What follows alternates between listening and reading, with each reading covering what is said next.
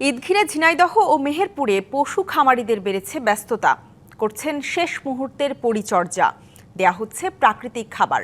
ভারত থেকে গরু না আসায় স্বস্তি আছে খামারিদের মধ্যে, তবে খাবারের দাম বৃদ্ধিতে দুশ্চিন্তা কাটেনি।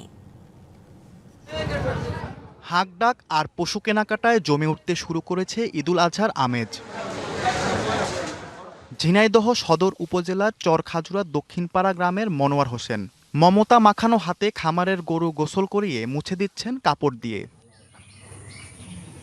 শীঘ্রই গরুগুলো হাটে তোলা হবে, ভালো দাম পাওয়ার আশা খামারির। খামারিতে যদি বিক্রি হয় তাই হলো, না হলে কুরবানিতে আমার গরু বিক্রি করতে হবে, ঢাকায় আমার নিয়ে যেতে হবে। মনোয়ারের মতো জেলার পশু খামারিরা ব্যস্ত শেষ মুহূর্তের পরিচর্যায়। দেয়া হচ্ছে প্রাকৃতিক খাবার, বিচালি, খড়, ছোলা ও ভুসি। ভারত থেকে গরু না আসায় আছে কিছুটা স্বস্তি, তবে খাবারের দাম বৃদ্ধিতে বিপাকে অনেকেই। গরুর খাবারের বাজার বেশি, তো খাবারের সবকিছুর দাম বেশি, গতবারের তুলনায় অনেক খরচ বেড়ে গিয়েছে এবছর। ইন্ডিয়া থেকে যদি গরু না আসে আমাদের গরু বিক্রি হবে, চাহিদা আছে, ইনশাল্লাহ আমরা বিক্রি করে টাকা উঠাতে পারবো।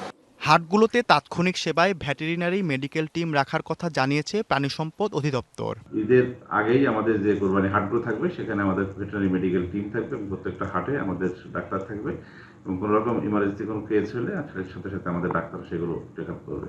ব্যস্ততার অন্ত নেই মেহেরপুরের পশু খামারিদেরও। কালার এক্সপার্ট ডার্ক স্যাপ এবং মাইল্ড অন হ্যান্ডস টেকনোলজি সমৃদ্ধ অরিক্স অ্যাডভান্স ডিটারজেন্ট পাউডার আপনার লন্ড্রি এক্সপার্ট। তবে অনেক খামারির অভিযোগ গোখাদ্যের দাম বেড়েছে।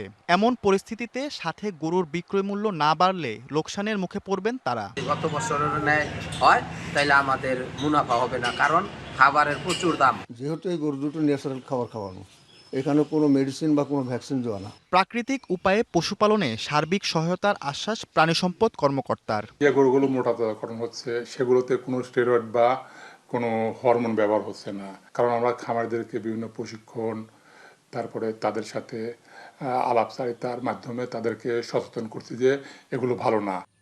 ঈদকে ঘিরে ঝিনাইদহে 93,572টি গরু, 1,48,000 ছাগল এবং মেহেরপুরে 53,702টি গরু ও 1,25,662টি ছাগল প্রস্তুত করছেন খামারিরা।